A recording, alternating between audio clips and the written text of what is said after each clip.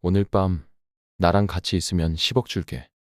5년 만에 만난 전 남편의 말에 미라는 얼어붙었습니다. 5년 동안 연락 한 번 없다가 웬일로 찾아왔어? 우리 예진이 유치원 다닐 때 모습이 아직도 선명한데 많이 컸더라. 우리 예진이라고? 지금 와서 딸은 왜 걱정하는 거야? 예진이가 아프다는 소식을 들었어. 천식 때문에 많이 힘들어한다는 거 알고 있어. 어디서 그런 얘기를 들었어? 병원비도 많이 들 텐데 내가 도움이 되고 싶어서 그래. 됐어. 우리 예진이 일은 내가 알아서 할 거야. 철미는 통장을 꺼내 보여준다. 여기 10억이야. 오늘 밤만 나랑 같이 있어주면 이 돈 다 줄게. 지금 무슨 소리를 하는 거야? 여기서 기다릴 테니 오늘 밤 이 호텔로 와. 하며 명동호텔 1742호라고 적혀 있는 메모지를 내밀었습니다. 식당 아르바이트로 겨우 두 아이를 키우며 버텨온 5년. 그리고 갑자기 나타난 전 남편의 충격적인 제안. 과연 철민의 진짜 목적은 무엇일까요? 그리고 이 제안 뒤에 숨겨진 충격적인 진실은 무엇일까요? 지금부터 그 이야기를 시작합니다. 5년 전, 철민은 갑작스럽게 이혼을 요구했습니다. 남편의 사업 실패로 우리 가족은 큰 집에서 작은 월세 빌라로 옮겨야 했습니다. 이혼하자. 갑자기 무슨 소리야? 지금 이런 때일수록 우리가 힘을 합쳐야 할 것 아니야? 이대로 버티다간 빚쟁이들이 너랑 애들한테까지 찾아올 거야. 그래서? 그걸 핑계로 우릴 버리겠다는 거야? 양육비는 지금 당장은 줄 수 없어. 나중에 줄게. 나중이라고? 그 나중이 언제인데? 지금 당장 애들이랑 나는 뭘 먹고 살라고 그래? 그렇게 시작된 이혼 당일, 차가운 겨울바람이 부는 법원 앞에서 미라는 흐느끼며 철민의 바지를 붙잡고 무릎을 꿇는다. 당신, 제발 우리 애들을 생각해봐. 나 혼자서는 애들을 키울 수 없어. 이러지 말아줘. 철민의 손이 잠시 떨렸지만 이를 악물고 차갑게 말한다. 놓으라고. 내가 하는 이 선택이 우리 가족을 위한 것이야.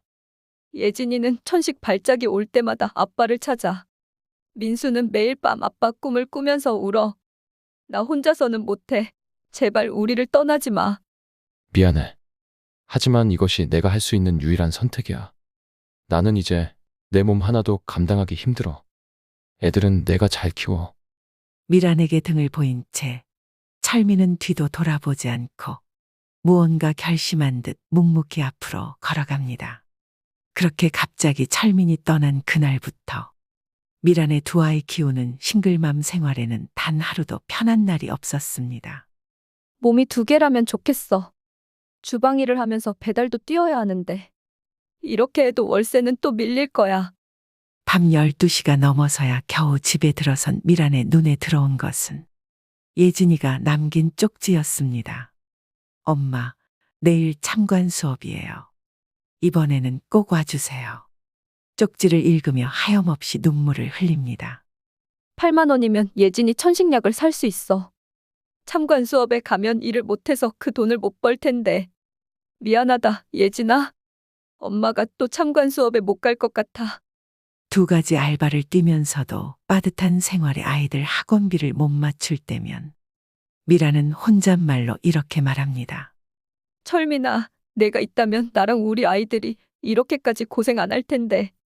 너는 지금 어디서 뭘 하고 있는 거야? 특히 힘들었던 건 미란이 아플 때였습니다. 괜찮습니다. 이 정도 감기로는 쉴 수 없어요.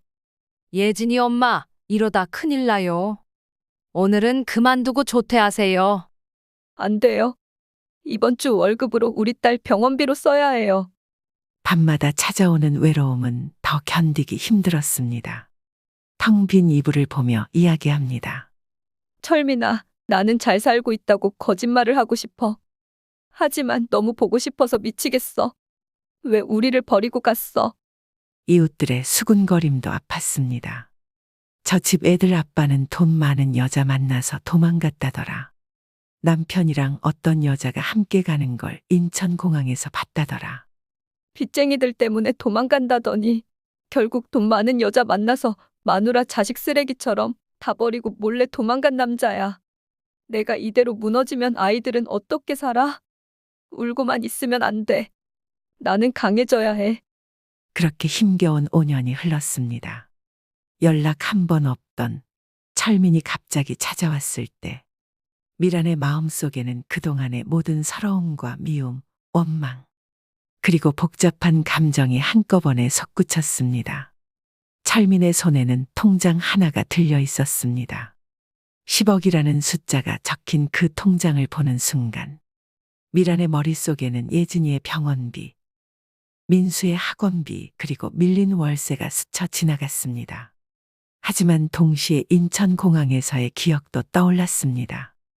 화려한 옷차림의 여자와 함께 있던 철민의 모습, 그리고 5년간 한 번의 연락도 없었던 시간들. 호텔로 향하는 차 안에서 미라는 자신의 선택을 되묻고 또 물었습니다. 내가 돈에 미쳐서 지금 이게 뭐 하는 짓이야? 아냐, 그래도 지금 당장 월세와 병원비, 학원비는 어떡해. 이 방법밖에 없어. 미라는 자기를 버리고 딴 여자한테 가버린 남자를 향해 자존심과 현실 사이에서, 분노와 절박함 사이에서 그녀의 마음은 계속해서 흔들렸습니다. 호텔 문 열리는 소리.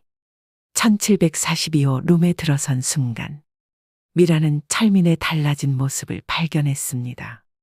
명품 시계를 찬 손목은 여위어 있었고 고급 양복 아래로 앙상한 어깨가 드러났습니다.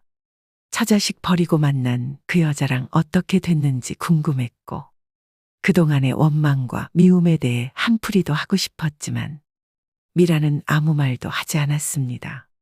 그저 월세와 아이들 생각으로 10억이라는 돈만 생각하기로 했습니다. 이혼 당한 거? 이미 지난 일이야. 내가 몸 파는 것도 아니고 그냥 살던 남자한테서 못 받은 양육비 받아간다 생각하면 돼. 라고 미라는 계속 생각했습니다. 이런 식으로 불러내서 미안해.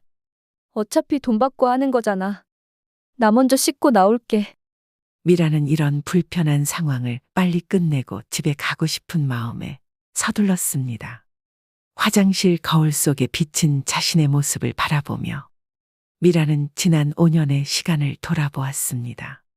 그리고 앞으로 다가올 시간들을 생각했습니다. 화장실에서 나온 미라는 침대 끝자락에 걸터 앉았습니다. 방 안에는 어색한 침묵만이 가득했습니다. 창가에 서 있는 철민의 모습이 어딘가 불안정해 보였습니다. 그때였습니다. 철민의 손에서 물컵이 떨어졌고 그의 얼굴이 순간 창백하게 변했습니다. 괜찮아? 철민은 식은땀을 흘리고 있었습니다. 미안해. 나 좀 잡아줘.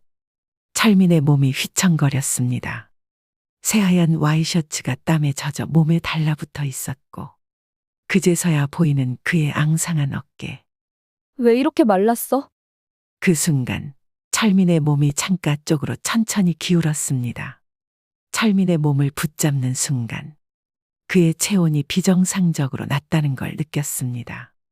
철민 씨 정신 차려. 119, 119를 불러야 해. 정신 차려봐. 철민의 몸을 일으키려는 순간 미라는 또 한 번 충격에 빠졌습니다. 겉보기엔 멀쩡해 보였던 양복 아래 몸은 뼈만 남은 채 앙상하게 말라 있었고 마치 죽음의 그림자가 내린 것처럼 새하얗게 질린 얼굴에 가쁜 숨소리만 새어나왔습니다. 날 버리고 간 남자라는 원망은 사라지고 이젠 그토록 그리워하던 남편이라는 마음만 남아 손을 꼭 잡으며 제발, 제발 눈 좀 떠봐. 철민은 겨우 눈을 뜨더니 떨리는 손으로 양복 주머니를 가리켰습니다. 그러나 말을 잇지는 못하고 철민은 다시 한번 양복을 가리키다 의식을 잃었습니다. 미란이 119를 부르려 전화기를 꺼내던 그때 양복 안주머니에서 무언가가 바닥으로 떨어졌습니다. 바닥에 떨어진 것은 너무 오래되어 모서리가 다른 수첩, 그리고 누렇게 변색된 봉투 하나였습니다. 응급실로 실려간 철민의 상태는 급속도로 나빠지고 있었습니다. 혈압이 급속도로 떨어지고 산소 포화도 40%까지 내려갔습니다. EKG 모니터에서는 응급 상황을 알리는 신호음이 계속되었습니다. 응급실 밖에서 미라는 떨리는 손으로 수첩을 펼칩니다. 수첩에는 날짜별로 빼곡히 적혀 있었습니다. 오늘도 3시간 자고 출근, 아내와 아이들 사진을 보며 버텼다. 이번 달 모은 돈 780만 원, 아직 멀었다.